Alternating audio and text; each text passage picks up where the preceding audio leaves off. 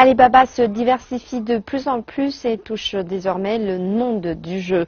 Le géant chinois de l'Internet a récemment acheté environ 10% des parts de Compa Inc., une compagnie de jeux sur mobile originaire de San Francisco, donnant à la compagnie une valeur de plus d'1 milliard de dollars américains.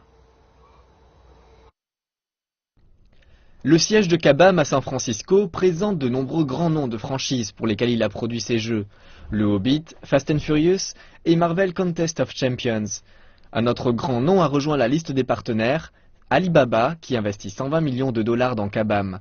Le directeur des opérations, Kent Wakeford, explique que Kabam a passé du temps avec la plupart des géants chinois dans le domaine et qu'Alibaba semble être le plus adapté culturellement. Cette rencontre avec les géants de la haute technologie, négocier un partenariat stratégique et un investissement, a pris environ 6 mois, un peu plus longtemps que prévu. C'était un processus d'apprentissage pour nous, afin de mieux comprendre ce qu'il faut pour réussir en Chine. Kabam a développé 4 jeux qui ont chacun généré plus de 100 millions de revenus. C'est le cas de Royaume de Camelot et Dragon de l'Atlantis. Toutefois, il a également connu le succès en publiant des jeux chinois comme War Tune et Divine Might. Le jeu est le même, mais tout le reste change. Les images, les thèmes, les personnages. Par exemple, il y a un jeu très connu d'une compagnie appelée Gefan à Shanghai. Les images étaient très adaptées au marché chinois.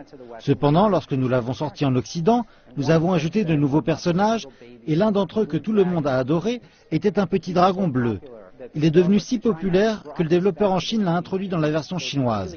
Nous entretenons d'étroites relations avec les développeurs en Chine.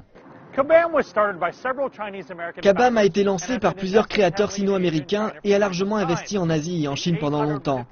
La compagnie de 850 employés en a désormais 350 qui travaillent dans des bureaux à Beijing. Il se situe presque parfaitement entre l'Occident et l'Orient au niveau du talent pour développer un jeu. Il y a ces formidables capacités entre les développeurs de Kabam et les licences de films qu'elle possède. Alibaba peut promouvoir les jeux de Kabam en Chine de façon très efficace grâce à tous ces réseaux.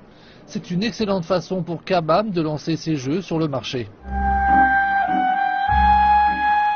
Takahashi indique que c'est la première année que la Chine deviendra le plus grand marché du jeu dans le monde, pour une valeur d'environ 28 milliards de dollars.